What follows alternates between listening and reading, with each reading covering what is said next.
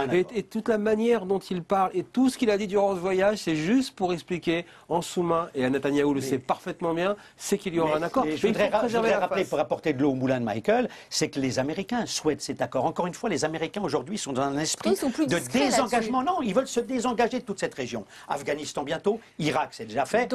Et ils veulent se désengager et ils comptent sur l'Iran pour jouer un jeu. Il y a un axe irano-américain pour tenter de stabiliser la région, parce que les Américains savent qu'en Syrie, en Irak et ailleurs, ils ont besoin de l'Iran. Et tout ça, encore une fois, se fait sur le dos des alliés occidentaux et quelque part sur Israël, sur le dos d'Israël, et Netanyahou en est très conscient.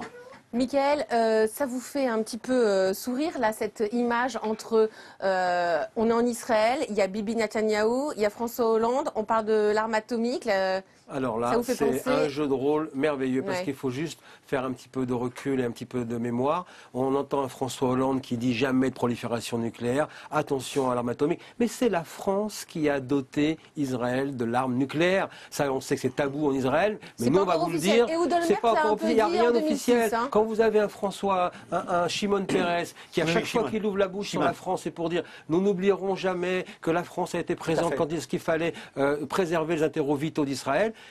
Traduction, nous n'oublierons jamais que c'est la France qui a doté la bombe, donc Israël de la bombe. Mais ça veut dire quoi? Ça veut dire que ça rappelle que justement, lorsqu'on dit les Israéliens ne veulent pas que les Iraniens aient également un arsenal atomique et que la prolifération nucléaire est dangereuse, mais les Israéliens ont la bombe fournie par les Français, ne l'ont jamais reconnue et donc du coup n'ont jamais signé de traité de non-prolifération.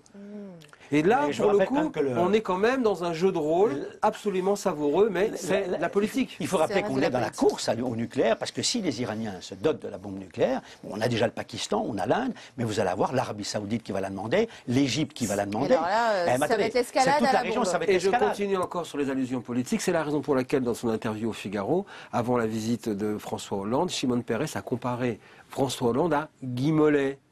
Pourquoi? Ça fait sourire en France, parce que Guy Mollet, c'est une certaine image en France. Mais en réalité, pour les Israéliens, pour cet ancien haut fonctionnaire de la défense d'une trentaine d'années qui était installé au Boulevard Saint-Germain pour récupérer la technologie française sur le nucléaire et qui s'appelait Shimon Peres, eh bien, tout simplement, c'était avec Guy Mollet et ensuite avec Charles de Gaulle. Donc, du coup, lorsqu'on voit les enjeux sur le nucléaire entre la France et Israël, entre David et Marianne, on sait qu'il y a beaucoup de secrets. Mais je réitère quand même ce que je vous disais tout à l'heure. Si le Shah d'Iran avait été encore au pouvoir aujourd'hui, l'Iran aurait déjà la bombe nucléaire. Le problème, c'est ce régime religieux terroriste.